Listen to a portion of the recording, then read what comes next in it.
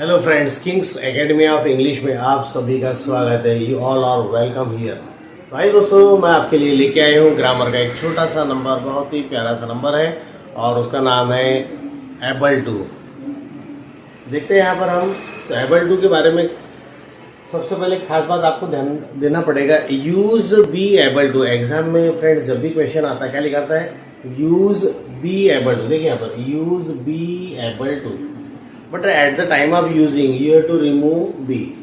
कुछ लोग क्या करते हैं, यूज करो बोल रहा है तो बी को भी साथ में ले लेते हैं। वो गलत है फ्रेंड्स, ऐसा नहीं करना है। आपको क्या करना है, वो बी का मीनिंग क्या होता है वो देखना है आज हमको, और एबल टू कैसे यूज करना है। बहुत ही आज मैं आपको पलक झपकते ही आपके क्वेश्चन के ग्रामर के आंसर आएंगे।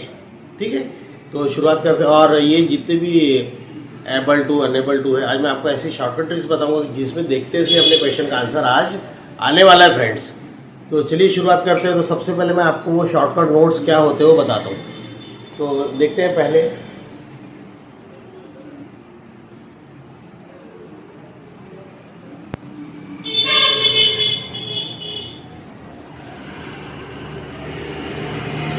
यहाँ पर फ्रेंड्स बात चल रही कैन। कैन के सामने हमने लिखा है इज एम आर, और दूसरा नोट है हमारा सेकेंड नोट कुड। उसके सामने लिखा है आपने वाज या वर।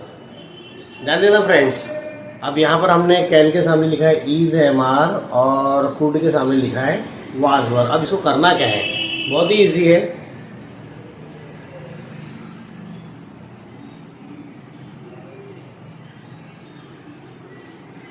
तो क्या करना है आपको, जब भी क्वेश्चन ऐसा मिले कि एक सेंटेंस लिखा है और ब्रैकेट में लिखा है कि use be able to and write the sentence, बहुत ही इजी है फ्रेंड्स। कुछ नहीं करना आपको, सिर्फ कैन जो है कैन को सर्कल देना है और उसके बाद में वहां पर कैन को रिमूव करना है। चलिए मैं आपको एक बतौर एग्जांपल बताता हूँ, आपको जल्दी समझ में आएगा फ्रेंड्स।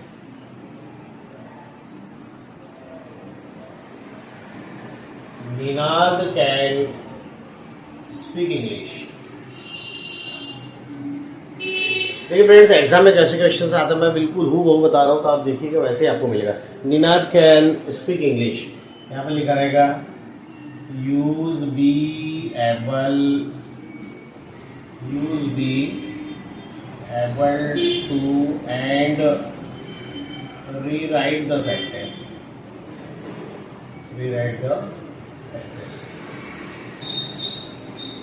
क्या करना है हमको, यहाँ पर यूज बी एबल टू का यूज करना और रीराइट द सेंटेंस। बहुत ही इजी। क्या होता है, बच्चे लोग एक्चुअली में आप लोग समझते नहीं क्वेश्चन को और फिर उसको कुछ भी गड़बड़ कर देते। बहुत ही आसान तरीका है और बहुत ही जल्दी आपको मार्क्स यहाँ पर मिलने वाले हैं। ठीक है, तो ऐसे क्वेश्चन कभी भी अपने को देखने को मिले, आपको क्या करना, सबसे पहले कैन या कुड को सर्कल करना। मेरा ट्रिक्स देखिए, आप कैन या कुड को आप सर्कल कर देंगे सबसे पहले। ठीक है, आपने कैन या कुड को सर्कल कर दिया। अब सबसे पहले सब्जेक्ट लगाइए। सब्जेक्ट क्या है यहाँ पर? निनाद। ठीक है फ्रेंड्स, निनाद लिख दिया।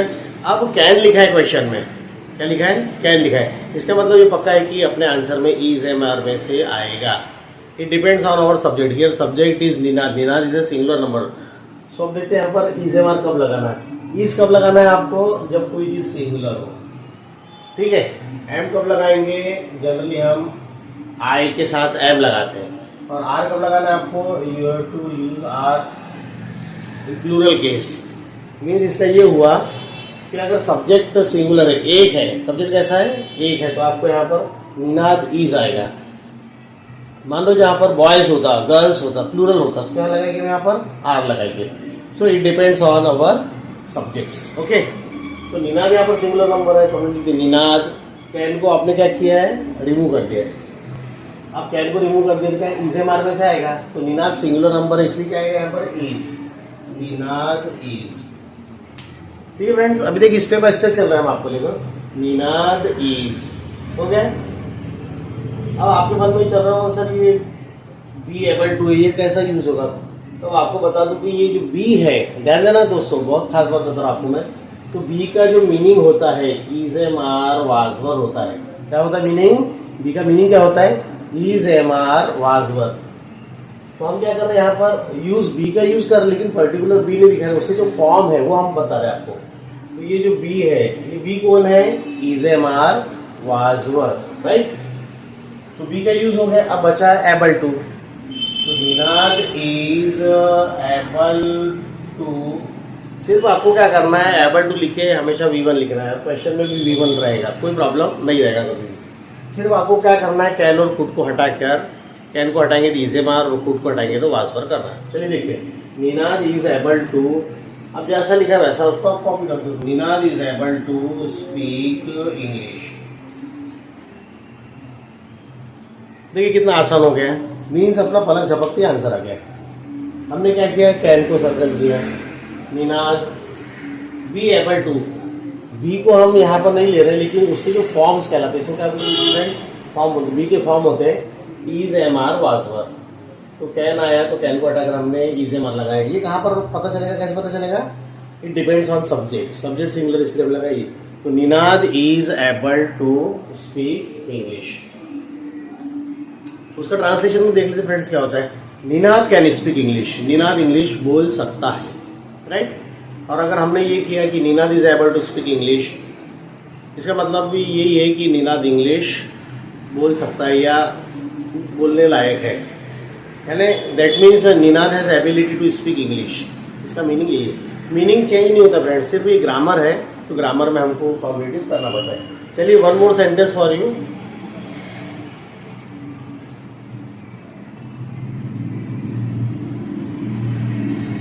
यू कैन नॉट रन, यहां पर भी लिखा रहेगा यूज बी एबल टू। जब भी एबल टू लिखने को आए तो बहुत ही इजी, आपको घबराने की जरूरत बिल्कुल नहीं है, आप हमारे साथ बने रहिए। You can not run as question as answer, जैसा क्वेश्चन वैसा आंसर। अब यहाँ पर दोस्तों ये सेंटेंस, जिस सेंटेंस बिलोंग्स टू नेगेटिव, तो हम नेगेटिव को यूज करेंगे इसमें। अब क्या हो जाएगा यहाँ पर यू, इसका आंसर है यू। अब कैन नॉट आए तो घबराने की जरूरत नहीं है। सबसे पहले देखिए कैन लिखा है यहाँ पर, कैन मतलब क्या होता है, इज एम आर। तो सबसे पहले हम इज एम आर में से लिख डालेंगे। अब यू के साथ क्या आता है, इज आता है क्या, नहीं आता। यू के साथ एम आता है क्या, नहीं आता। यू के साथ आता है आर, तो हमने यहाँ पर लिखा यू आर, राइट फ्रेंड्स। अब नॉट को लिख दीजिए वहां पर, यू आर नॉट, मीन्स अपना ये कंप्लीट हो गया अभी, ठीक है। यू आर नॉट हो गया। अब एबल टू लिख दीजिए, you are not able to, और उसके बाद में सीधा सीधा मेन वर्ब लिख दीजिए, बस आपका sentence finish. You are not able to run, you can't run, आप दौड़ नहीं सकते। क्या होगा इसका मतलब, यू कैन नॉट रन, आप दौड़ नहीं सकते। You are not able to run, क्या आप ऐसा भी लिख सकते हो वहां पर, you aren't able to run. तो उसके बाद में अब मैं आपको तीसरा सेंटेंस बताता हूं। तो जब भी सेंटेंस में कैन या कुड आ रहा है, इसका मतलब ये है कि वहां पर एबल टू लगेगा, ये पक्की बात है दोस्तों। और ये कैन कुड क्या है, ये है मॉडल्स है। क्या है ये है मॉडल्स। तो चलिए अगला सेंटेंस लेते हैं यहाँ पर, I believe I could write. Sentence में जहां पर भी सेंटेंस में कैन या कुड मिले, चाहे वो शुरुआत मिल जाए, काफी दूरी पर मिले, जहां पर भी मिले उसके पहले जो भी सब्जेक्ट हो उस पर ही डिपेंड होगा। अब यहाँ पर कुड आ गया तो अपना आंसर बहुत आसान हो जाता है। देखिए, तो कुड तक अपने को एटलीस्ट चलना पड़ेगा। तो हमने यहाँ पर लिखा आई बिलीव आई। अब क्या करना है, ये समझने के लिए आपने कुड को सर्कल दे दिया। कुड जैसी है, इसका मीनिंग ये हो गया कि वाज या वर आने वाला है, ये पक्की बात है फ्रेंड्स।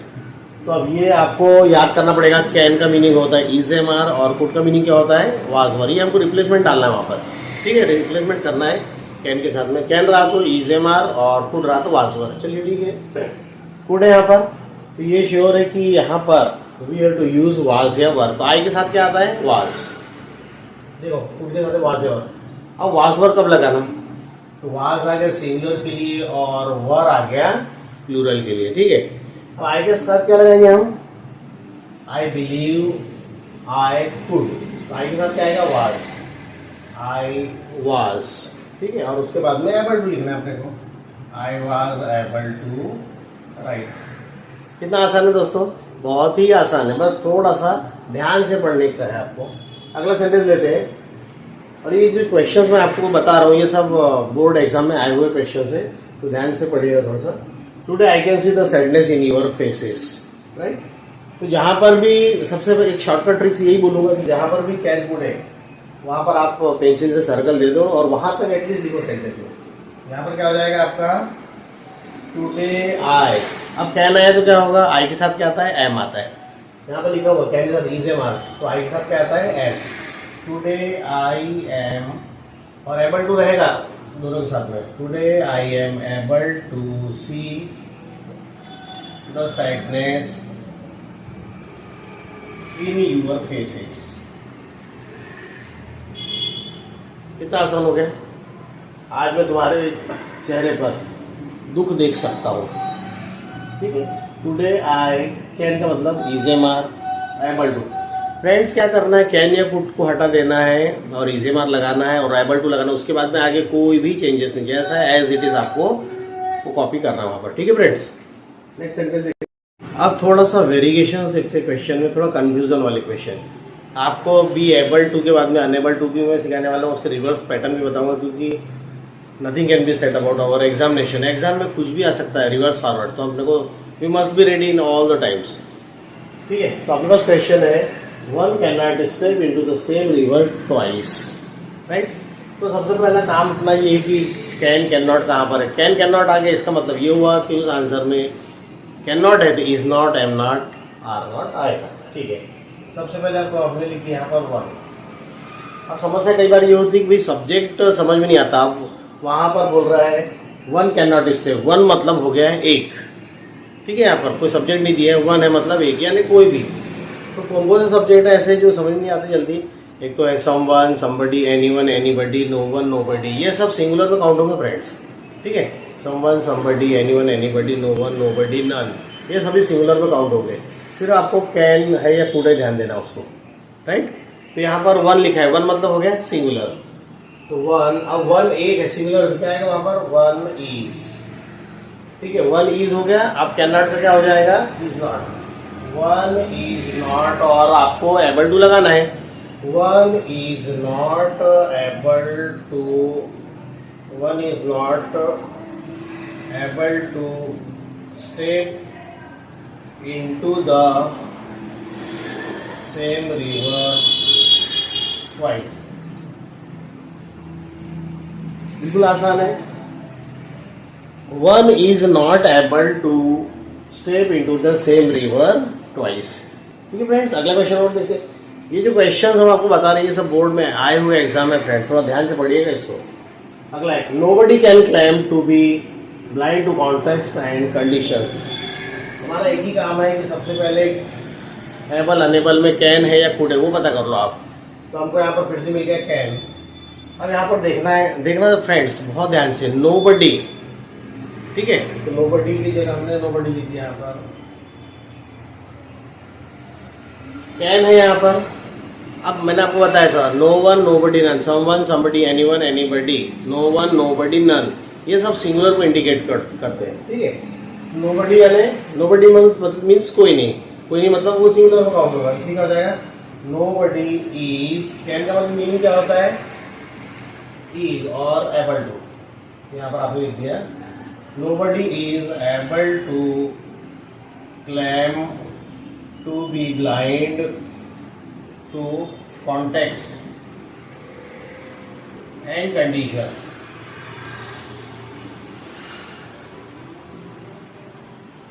ठीक है फ्रेंड्स, तो ये हो गया अपना नेक्स्ट। और इसी में आपको अभी और अगला ये बता रहा हूँ थोड़ा सा और डिफिकल्ट, ठीक है।